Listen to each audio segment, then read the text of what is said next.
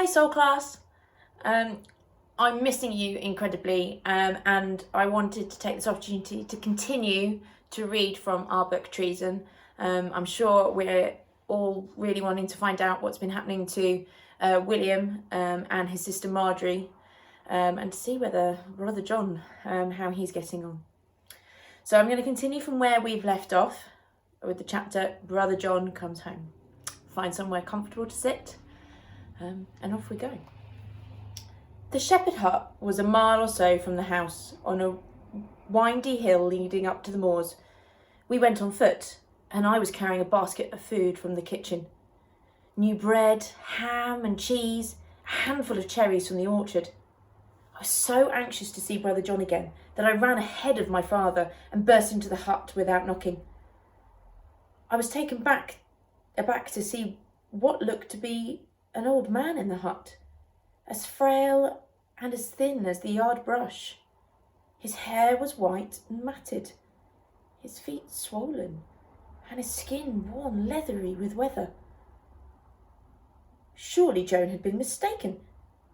It couldn't be Brother John. He was on his knees, whispering prayers, and his mind must have been in some place far away, because he didn't even see or hear us at first. When he noticed us, he peered at my father as if he might be something magicked up by a wizard. "John!" my father said, and the monk's eyes lit up, and all of a sudden the sun was shining in his wintry face. He crossed himself, and my father helped him to his feet and put his arms around him. John, I'm sorry to see you like this," father said. His voice was husky. His cousin chuckled. "But I'm pleased to see you, so pleased. What a happy day." He looked at me. "And William, is this really my William? But I'm honoured. Joan told me you are the page, the future King of England, no less." He bent his head in a bow, and I couldn't tell whether he was mocking me or not. Perhaps he was expecting me to return his bow in the courtly way and say, "The pleasure is all mine, sir." But I was too shocked. He was a tattered old man, and he smelled like a stinking fish, and my father had been embracing him as if nothing had changed. I thrust the basket of food towards him, and he hobbled to me and took it from me with a groan of pleasure. "Thanks to God," he said, and tucked into the food as noisily as one of the stable dogs. I felt sick at the sight of it. He nodded towards the cherries, inviting me to share them with him, but I shook my head. I wanted to go outside, where the air was fresher, but it had begun to rain. Drops slid through the holes in the thatch and pooled on the floor, turning the earth to mud. "You can't stay here," my father said, looking round the hut. "This is the best home I've had for months," Brother John said. "You're not going to turn me out, are you?" "You're coming home with us, to the hall. Right now, if you're strong enough. If you're not, I'll send William back for one of the horses and we'll ride you home. But you can't stay here. There's no place for you." "You can't put yourself in danger, Robert. To harbour a priest who openly refuses to swear the oath of supremacy is to invite the king's punishment. Great, grave danger." But my father motioned me to take his cousin's arm in mine. He took the other, and slowly, painfully, chuckling with every step, Brother John hobbled home with us. As we approached the gateway, the rain stopped, and we stood for a moment to look at the hall, with the fresh sun turning the stone to pale gold. Brother John sighed deeply. "I love this old place. If I die here, I will die happy. Thank you, William. Thank you, Cousin Robert, for bringing me back home." It was during that same week that Bailey brought the news to my father that the woodcarver who had been working on Matthew's carving had died. "It was nearly finished," Bailey said, "but for the face, and the man's wife wants to know, sir, if you'll still pay her for the work that he's done, as she's a widow now." "Of course I will," father said. "And have the work brought here," said Brother John. He looked at my father. "Will you let me finish it? A sad, sad task, but I can do it. It'll be an act of love for you all." So Ned and Bailey went to fetch the carving on a handcart. They carried it into the chapel with a piece of sacking wrapped around it and laid it on a raised bench. Brother John found his old chisels and blades and laid out his drawing of Matthew's face beside it. I couldn't look at it. Not yet. But he spent every morning patiently working the wood into a likeness of my brother. I think it was doing this that made him well again. All the servants loved him, and he loved them, even shambling Stephen and slow, steady Ned Porritt. He had the kind of smile that creased his face into 100 lines, like a crazed plate. Sometimes I felt guilty for enjoying myself so much with him, when poor Marjorie was gone forever to be married to an ugly old man in France. We had nothing from her. I knew from servants' tales that the sea between England and France could be as rough as wild horses, even in the calm of summer. What if a boat had gone down and Marjorie with it? Would we ever know? I made myself go and stand on the cliff, looking down across the summer calm sea, though I'd never go down into the bay where my brother had drowned. "Help her, Matthew," I whispered. "Help her to be safe." When Brother John was getting better, we spent hours walking in the grounds and lanes around the house, and it was slow progress because he had to admire the mulberry tree, smell the flowers, and listen to the birds and watch the fishes leap in the lakes as if he was doing it for the first time, or maybe the last time. Who would know what went on in his mind? "Dio gratias, thanks be to God," he said, flinging his arms out as though he wanted to embrace everything he could see. "How I love life, don't you, William? Watch the bee nuzzling in the roses there. Doesn't he love life? Watch the swallows tumbling in the sky. Don't they love life? Nothing is more precious. Every day I thank God for giving me health and happiness and for keeping me alive. One day I'll meet him and thank him in person," he chuckled. "But not yet." "Did you think you were going to die?" I asked. "When Aunt Carew turned you away and you were out on the moors with no food or dry clothes? Did you think—" "That's it. I've had it now." "Were you afraid?"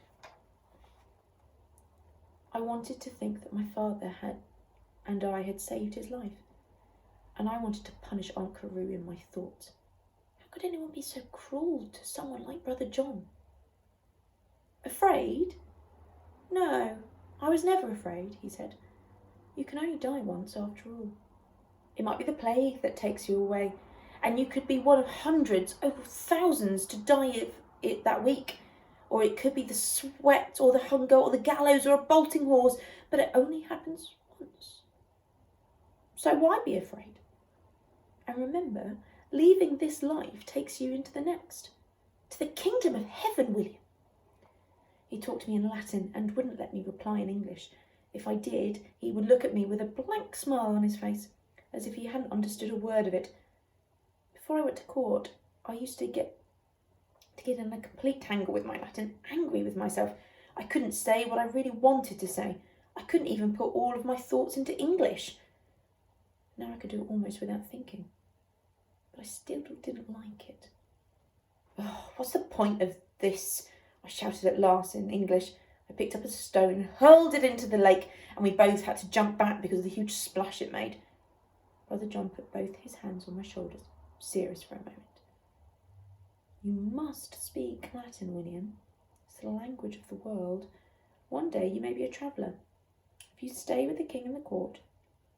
You're a clever boy. You can pick up languages easily. If you can talk to people, you can understand their minds.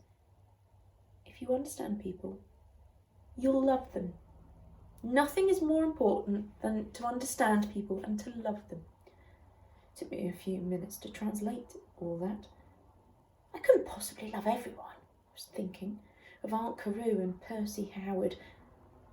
Is there anyone you don't like? No one. Not even Aunt Carew? Not even King Henry? He looked sideways at me. Do you hate King Henry?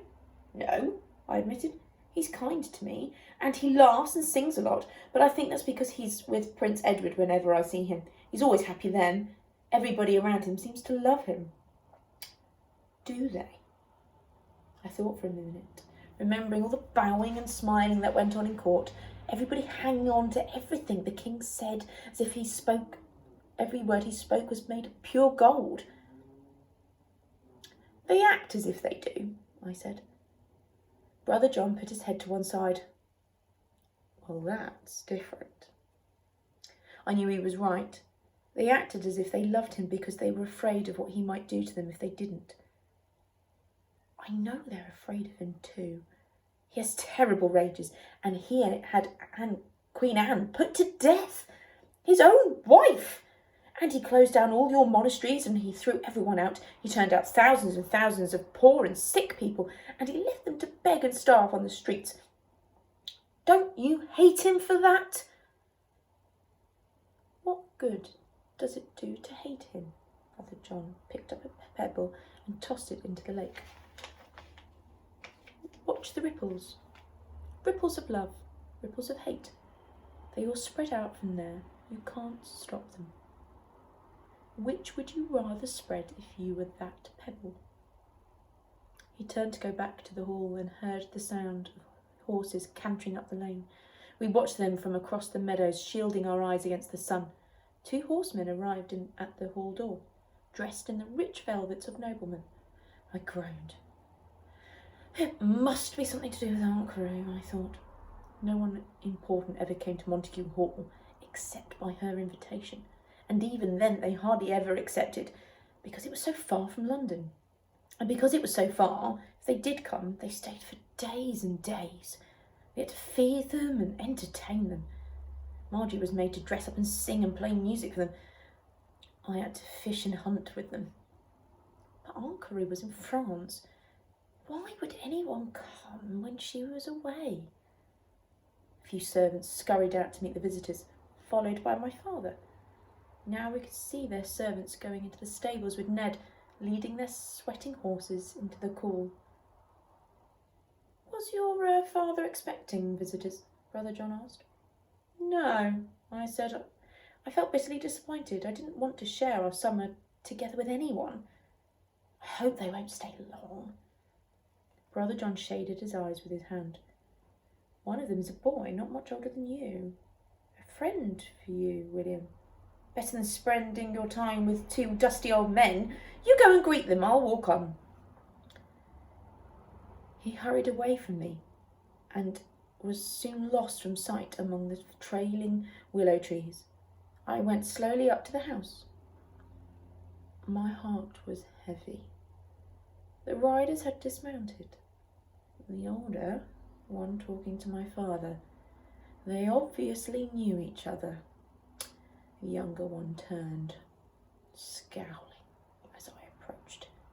He pulled off his riding glove and swept his lank yellow hair away from his eyes. Percy. Of all people, Percy Howard. I hope you enjoyed that chapter. I will read another chapter very soon.